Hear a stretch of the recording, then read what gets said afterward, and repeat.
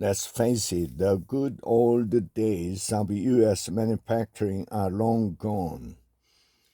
Both Donald Trump and Kamala Harris are vowing to engineer a manufacturing renaissance.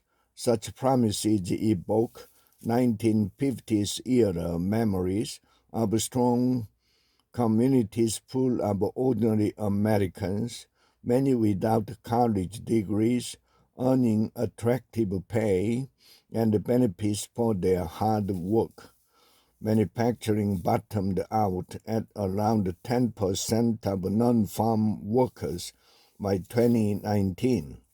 The numbers employed in manufacturing started to recover under President Biden and may continue to rebound. But what results from that growth won't resemble these misty recollections. Many of those roles will need to be filled by immigrants. In 1950, when manufacturing was near its peak as a share of total employment, the mostly male working population was growing at a steady clip, thanks in part to a fertility rate of 3.1 children per woman. The complexion of the working population and its growth rate had since changed. While women and immigrants helped offset the slowing growth of the native-born population, it hasn't been enough. Two-thirds of respondents to a National Association of Manufacturing survey this past spring said that their biggest challenge was to attracting and retaining employees.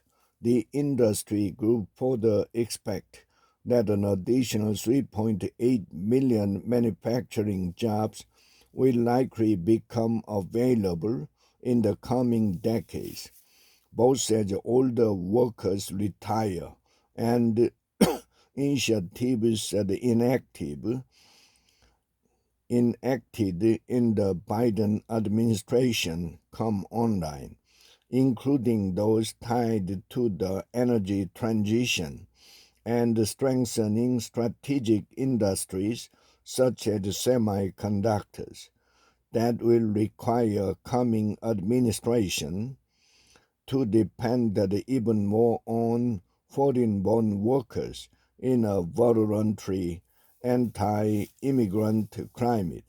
More extensive use of technology may also help fill the gap.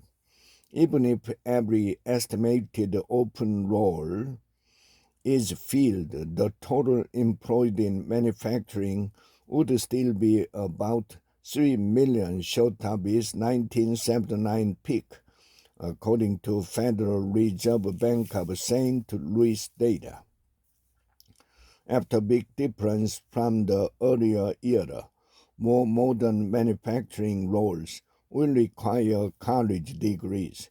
The percentage of manufacturing workers with a bachelor's degree hit roughly 30% in 2016, compared with 8% in 1970, according to a study by Georgetown University's Center on Education and the Workforce, and the 2022 NAM study found that nearly half of the manufacturing job openings so far that year, around 1.2 million, required at least a bachelor's degree, and much more so than in the past.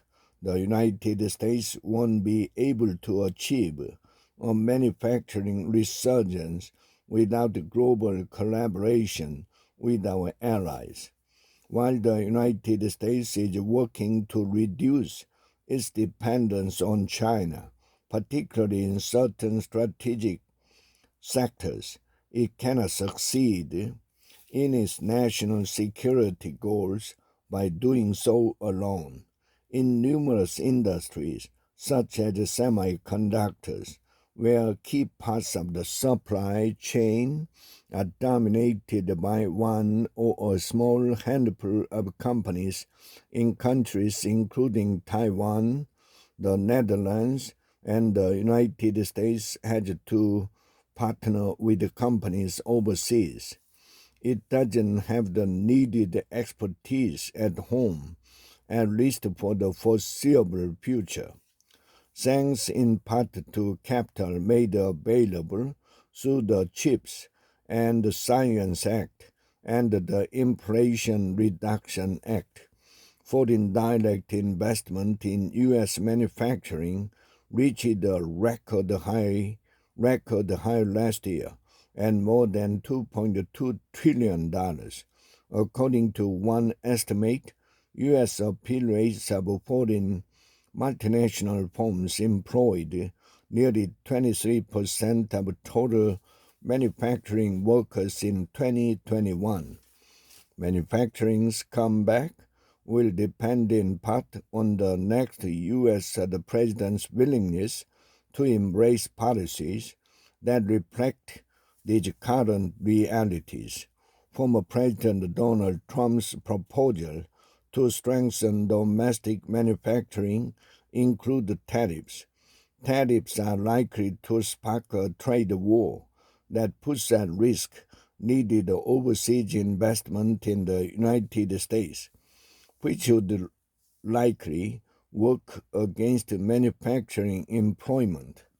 A 2019 Federal Reserve research paper found that U.S. tariffs levied under Mr. Trump in 2018 and 2019, along with retaliatory tariffs from foreign countries, led to a 1.4% reduction in manufacturing employment, or roughly 175,000 jobs that would have otherwise been created. Both candidates promised to curb the inflow of illegal immigrants, with Mr. Trump pledging to deport millions of undocumented immigrants. The next president will need to balance that goal against not discouraging legal immigrants needed to fill the growing manufacturing sector's job opening. Whatever the outcome in November, the next president will face many challenges in creating manufacturing renaissance that is broadly felt across the economy. He or she would be well served to ensure that voters realize that success, if achieved, will look very different from what they have imagined from the past.